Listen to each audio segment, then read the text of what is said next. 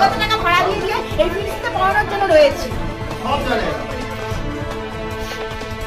আচমকা ক্লাস বন্ধ করে দেওয়ার অভিযোগ, কর্তৃপক্ষকে ঘিরে ধরে বিক্ষোভ অভিভাবকদের।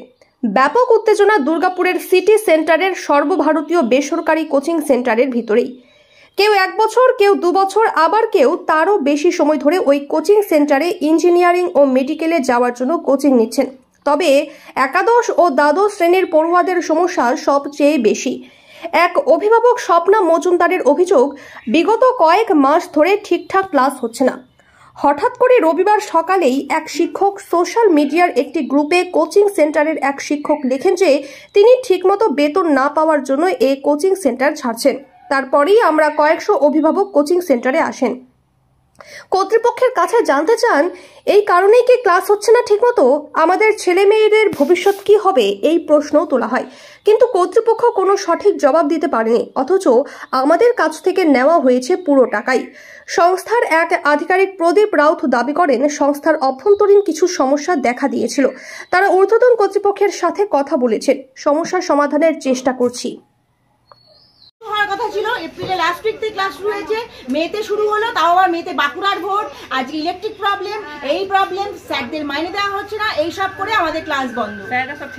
স্যাররা সব চলে যাচ্ছে, বলছে তারা স্যাররা নিজে মুখে বলেছেন আমরা 5 মাস ধরে গত জানুয়ারি থেকে মাইনে পাচ্ছি না, আমরা তাই জন্য ছেড়ে চলে যাচ্ছি। আপনারা পেমেন্ট করে দিয়েছেন? আমাদের তো পেমেন্ট, আমরা তো ক্লাস 9 থেকে ভর্তি করেছি, আমাদের ছেলেমেয়েরা ক্লাস 12 এ পড়ে, আর 6 মাস ধরে তাদের মেন্স পরীক্ষা। তাহলে এনাদের এই ইয়ের জন্য কি আমাদের ছেলেমেয়েদের মানে মেন্স আর অ্যাডভান্স ভবিষ্যতে তো একটা অনিশ্চয়তা।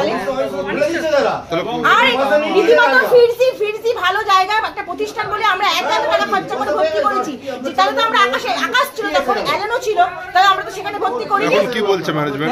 ম্যানেজমেন্ট কিছু বলছে না, বলছে আমরা দেখছি, আমরা দিল্লি থেকে টিচার নিয়ে আসছি, ভালো ফ্যাকাল্টি নিয়ে আসছি। কিন্তু গত 8 মাস আগে যখন 11 এ আমাদের লাস্ট পিটিএম হয়, তখনই আমরা লিখিত দিয়ে গেছিলাম যে ফিজিক্স আর ম্যাথসে ভালো ফ্যাকাল্টি নেই, আপনারা ফিজিক্স ম্যাথসে ফ্যাকাল্টি আনুন। কিন্তু মানে সেটা তো 11 নষ্ট হয়ে গেল, ক্লাস 12 এর ক্লাসটা এরকম ডালমাটাল করে চলছে। এখন কদিন ধরে বন্ধ আছে? এখন কদিন মানে মনে করুন এই সেশনে ক্লাসই হয়, এই সেশনে কোনো ক্লাসই হয়, ভালো করে ক্লাস হয়। চাইছেন আপনারা? আপনারা কি চাইছেন? আমরা চাইছি আমাদের ছেলেদের লিমিটেড ক্লাস শুরু হোক এবং ভালো ফ্যাকাল্টি ছেড়ে চলে যাচ্ছে। सेंटर में प्रॉब्लम 1 by 1 प्रॉब्लम हम लोग देख रहे हैं, सॉल्व हो जाएगा। और जो फैकल्टी का जो क्लासेस है हम लोग रन कर रहे थे, आज due to some problem, internal problem of course आज क्लास नहीं हो पाया, लेकिन क्लास हम लोग वेरी सून रिज्यूम करेंगे। जो इंटरनल जो प्रॉब्लम है उसको हम टॉप मैनेजमेंट और कॉर्पोरेट मैनेजमेंट के साथ डिस्कस कर रहे हैं, और डिस्कशन करके प्रॉब्लम देखिए सभी इंस्टीट्यूशन में होता है मोर और लेस, और हम लोग का प्रॉब्लम जो है डेफिनेटली ये सॉर्ट आउट हो जाएगा। और जो